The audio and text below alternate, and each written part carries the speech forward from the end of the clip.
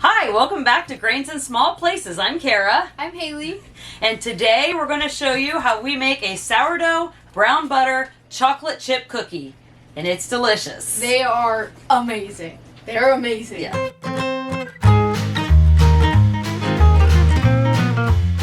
We're going to be going to a family gathering, so that's what we're making the cookies for. So the first thing we're going to do is we're going to start with 2 sticks of butter. You want to do it? Okay. Just put them in here. And we're going to take them out of the wrapper and put them in the pan.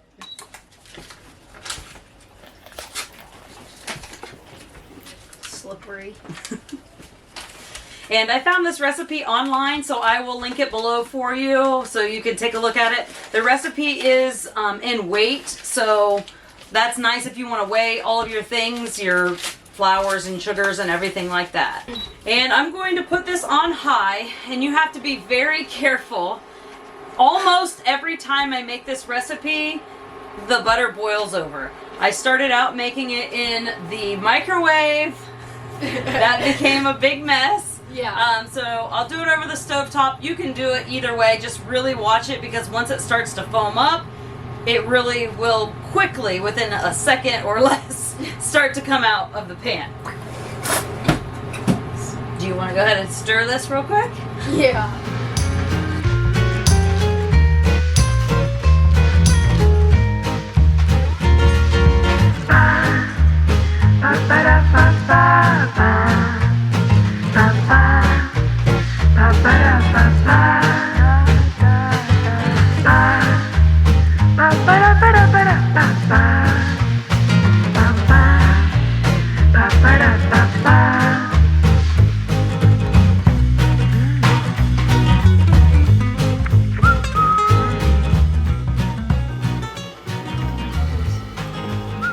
You can see how it's starting to foam up now. And you just want to keep stirring it so that it doesn't come out of the pan.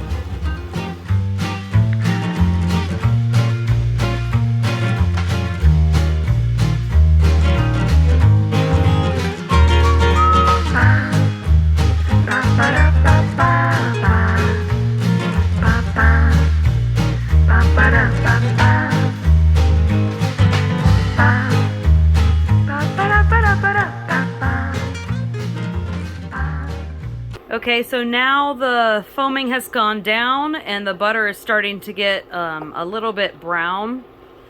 We're going to continue to stir it. You can see the solids and the liquids separated. You can see up the sides of the pan here. I don't want to burn myself, but you can see how it started to separate a little bit. And that's what you want. You want the separations to start to turn brown. And it'll smell almost nutty.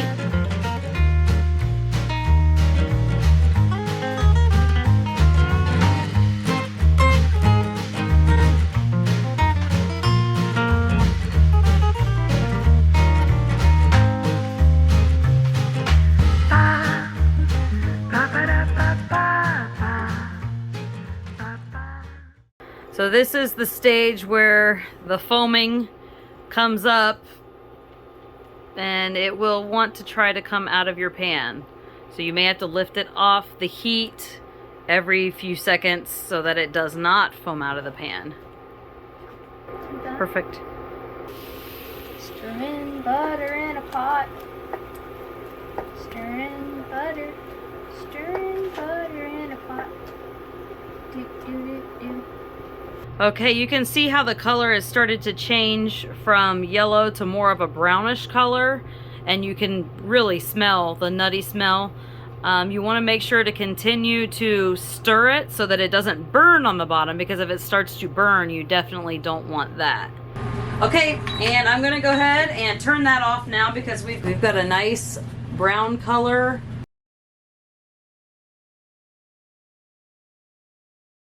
Okay, and then I'm going to just take this and we're going to set this aside because it's hot and it needs to cool down to close to room temperature before we start mixing it in. Otherwise it will really melt everything that we have. So I'm going to go ahead and get the mixer, and we're going to get some of the supplies ready for the next step.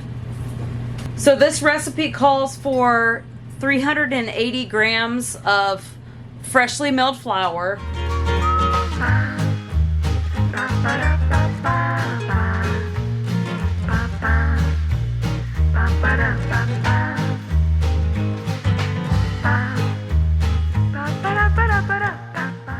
We're going to use about half soft white wheat and half spelt for this time. I have used all kinds of different wheat berries for this recipe, but today that's what we're going with, and we're going to go ahead and mill that pretty fine.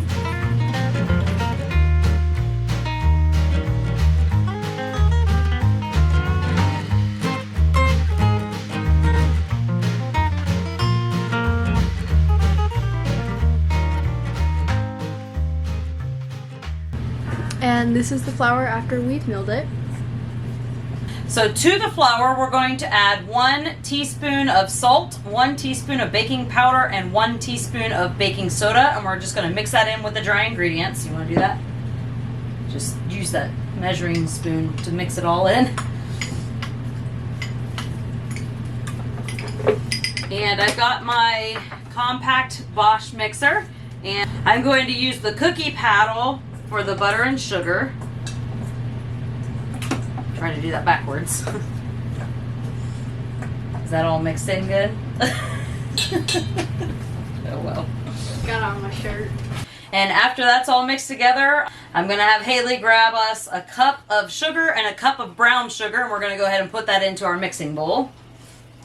I'm gonna do that. So You want me? I can just give you the bowl. okay. We'll just set that aside.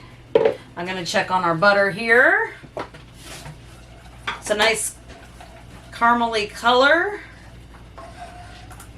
Still a little warm though, so I'm still gonna let that cool down. 1 cup of brown sugar. Mussels. And 1 cup of, this is raw cane sugar.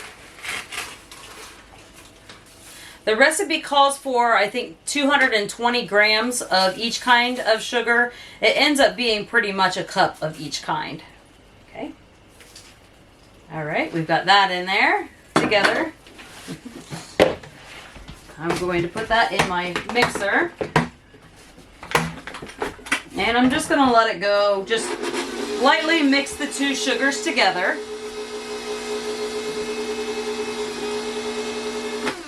Okay, and then as soon as the butter cools down, we'll go ahead and put that in with our sugar.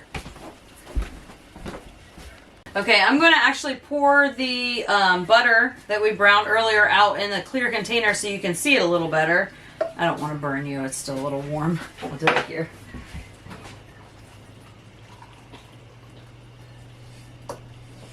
And at the bottom there will be like these little solid butter granules. You want to go ahead and put those in also. Okay. And it's pretty dark. It gets pretty dark when you're doing it. And it also depends on, hang on. And it also depends on what brand of butter you're using. Some of them I found are darker than others. Okay, so now that it's room temperature, we're going to go ahead and pour the butter in with the sugar. Yeah. You can use that to get the rest of the browned. Don't forget to get these butter solids in there too.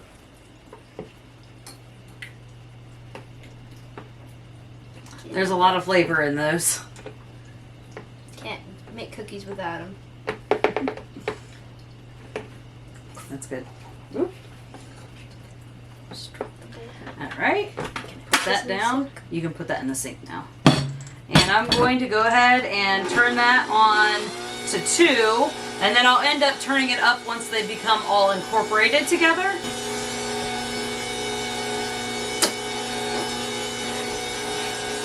Okay, the sugars are combined with the butter, and this recipe calls for 3 egg yolks.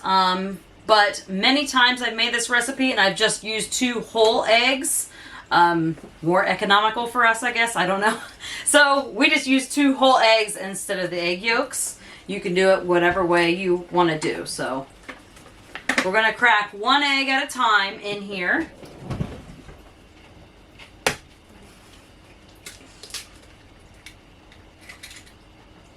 Okay, and I'm going to mix that egg in. So it's combined and incorporated, and then we'll put the second egg in. Okay, that looks good. You're going to add your second egg in. And don't forget to wash your hands. It's very important.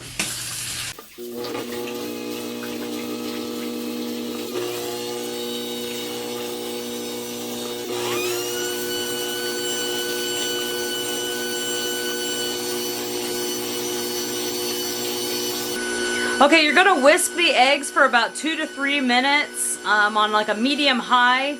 And then if it starts to look greasy or separated or something like that, that's okay. That's normal for this recipe because we're starting with basically a liquid butter instead of creaming the butter and sugar. But it will all work out, I promise. This is like my family's favorite chocolate chip cookie recipe.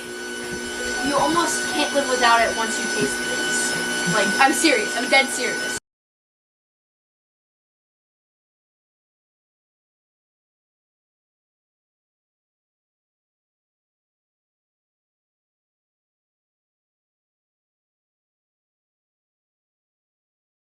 Okay, now that that's been mixing for about 2 to 3 minutes, I'm going to put about a teaspoon of our vanilla in. We have the homemade vanilla that we have. I actually might need to make some more of that. I know it doesn't look low, but I was thinking about making some for Christmas gifts for family members. And it does take several months for it to start to turn brown. And let us know down in the comments below if you would like to see a video on that. Yeah.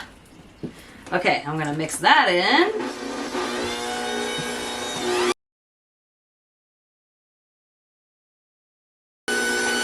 And after we put the vanilla in, you can see how it's starting to look all creamy and fluffy and delicious. And it smells like marshmallows. Is that what it smells like to you? Yeah. Okay. Like s'mores. Oh, okay. S'mores. Like campfire roasted s'mores. I can see that. Okay. Now we're going to add in our sourdough starter. I actually mixed up extra last night when I fed Bubbles, which is our starter. If you've been following me, you know that. But I've mixed up a little extra so that we could have some for another recipe and then some for this recipe. The recipe calls for 220 grams of starter, I believe. I have about this much. It's probably a little over a cup. That's just what I'm going to use. I've used this with as little as probably a half a cup because I forgot the night before to feed extra. And then I've used the full amount. So really, any amount will work. And the longer you let this sit, the dough sit, the more gluten that it will break down for you.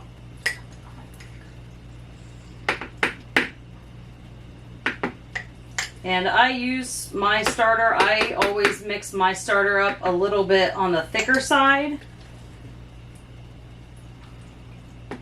There are other people that have a very liquidy starter, so it just is whatever your preference is.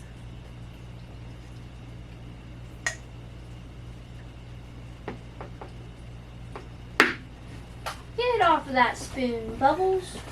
Okay, and then that jar we don't need to feed because that was the extra that I made for this recipe. Yeah. So I have the other one that after we use that one, then I'll go ahead and feed it. So I'm going to go ahead and just mix that on low to medium low to get that incorporated. Oh, Bubbles is so cute doing his job. Whoops, wrong way. This is backwards. I normally do it the other way. Okay, I'm going to open that back up. And now we're going to add the dry ingredients, which is the flour we milled earlier, and then the baking soda, baking powder, and salt.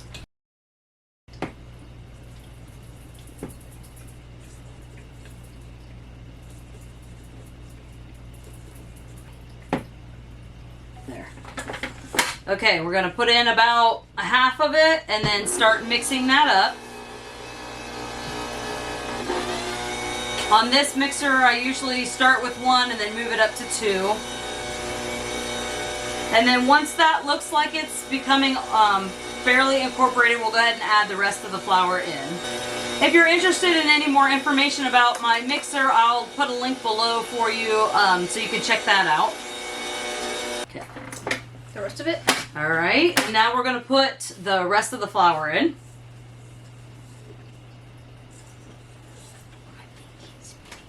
Okay, I'm going to mix the flour in, the rest of the flour in.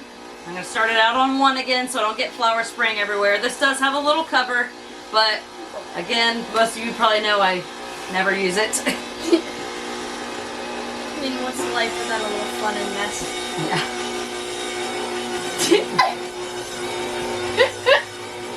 I mean, you know, what's life without a little mess, you know? Take out the first skin off.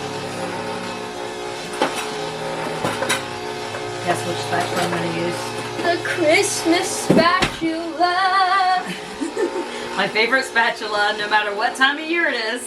It's always Christmas spatula time. It's always Christmas spatula time. Well, you know, when you live in a small space, you really don't have the availability of having a ton of extra ones. But I do have a couple other spatulas. Okay, and then I'm going to just make sure everything is off the sides of the bowl. Okay.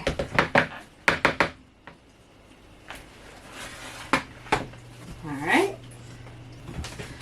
Just going to scrape that off. Okay, and the recipe calls for 540, I think, grams of chocolate chips, which is a little more than one of the average size bags. So we're going to go ahead and we're going to use a bag of semi-sweet chocolate chips, and then you have a little bit of the milk chocolate chips, and sometimes we'll use dark chocolate chips. I really like to use all 3 of them, but I don't have any dark chocolate chips right now, so you can go ahead and put those in.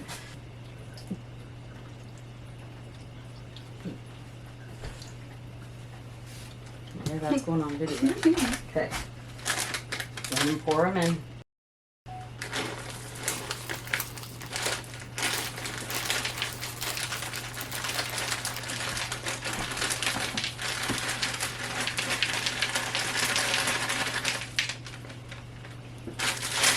You don't want any stragglers.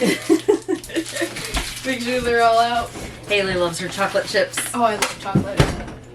Okay, I'm going to mix those around, and then did you want to add some of the milk chocolate? Yeah.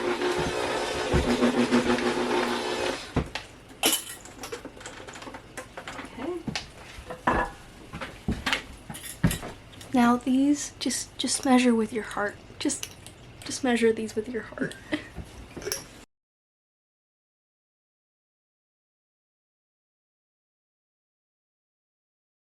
Okay, one more scoop. One more scoop. Okay. All right. Mix those in.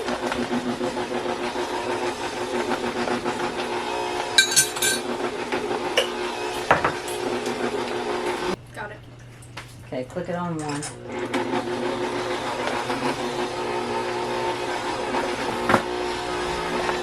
I want to eat it.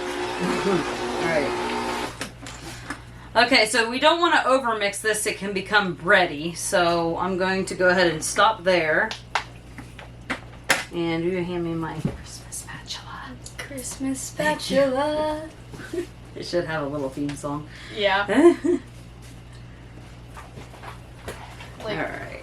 The guessing game. Which spatula is Grains of the Spelt Place is going to get out today? We all know. We all know. Well, we used the other one to do the butter and sugar. It's okay. This is the most important job because it has the chocolate in it. Yeah. Okay, I'm going to put that down there, and I'm just going to pull the bowl out here. Put this away.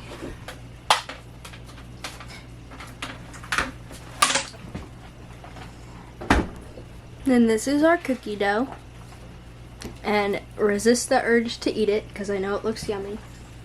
But we have to save this for the gathering. Okay, once you get it to this point, You can decide if you want to put it in the refrigerator for at least 4 hours. I have baked them right away, but you kind of lose the purpose of the sourdough when you do it like that. But I've had family members that have wanted them now. So what I will do often is sometimes I'll bake like maybe 4 cookies or whatever, however many we want at first, right away. Put this in the refrigerator. You can either take this and you can put it on top of saran wrap in a log, and you can put it in your refrigerator or your freezer, and then you can just slice them. But I prefer to use my cookie scooper. I don't even know what size this is, but I can link it below if you're interested in it. But this makes the perfect size cookies. So what I love to do is I love to take them from this point before they get hard in the refrigerator and go ahead and form them into the balls and put them on baking sheets lined with parchment paper, and I'll pop them in the freezer to do just a quick freeze on them. Then I can use them for anything. I really like having just little cookie balls in my freezer. My son loves to make them. He'll make 1 or 2 or 4 or however many. If he's got friends coming over, he'll make some for them. And I like to have them in there. I put them on my freezer bag and I just write the temperature and the time that he needs to bake them for. Love having those on hand. I like having those on hand too. I didn't know if you had anything to add. So, smooth brain. okay, so we're gonna go ahead and ball these up now. Okay, so if you want to grab the sheet pans.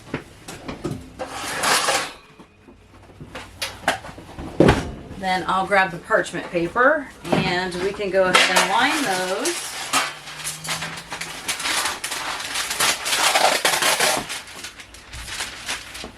I'll straighten them out later.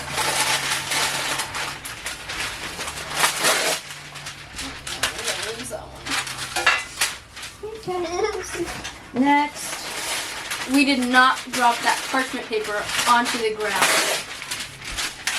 Okay. Just pretend you didn't see that. Okay. Another reason I like to do this with the parchment paper in the freezer is because when I ball them up, I can put them really close together, so I can fit a whole lot on my sheet, flash freeze them, and then stick them in their bag or bake them.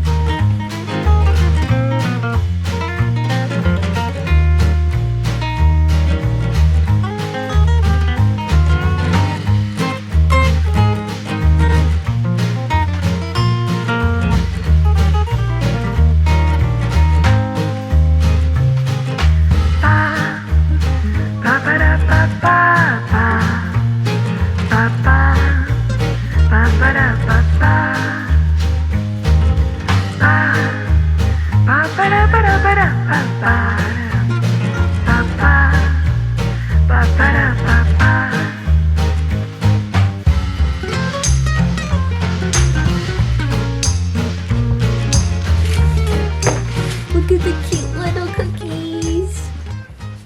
Okay, I have another pan here. I don't really like to use this pan, but since we have about 4 extra cookies, which is how many are in our family, it only makes sense to go ahead and bake those tonight so we can have them. Okay, so that's everything. How did I time that, or how did I make that perfectly so we would each have a cookie? These are our cookies, and you're going to bake them at 350 degrees for about 10 to 12 minutes.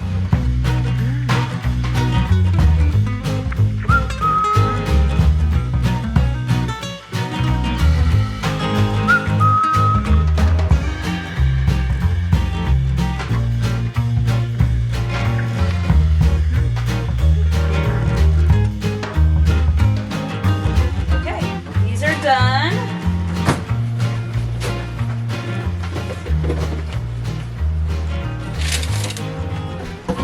They smell very good. Okay, I'm gonna send them over here. Okay, so now after those have been in the freezer and flash frozen, I'm just going to write on my bag here 350 degrees, and then you want to bake them a little longer when you pull them out of the freezer than you do the refrigerator. So I'm gonna go ahead and put 13 minutes. So So I'll just write that right on there. And then I'll put each individual cookie in the bag. Okay, so got these out of the freezer. That's cold. And just doing this helps so they don't stick together. It's okay. So I'm just going to take each little frozen ball and I'm just going to put it in the bag.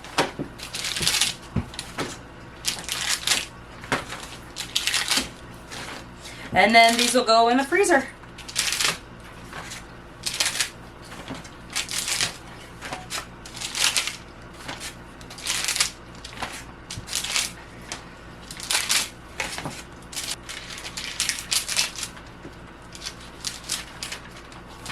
And I'll do the same thing with the second tray.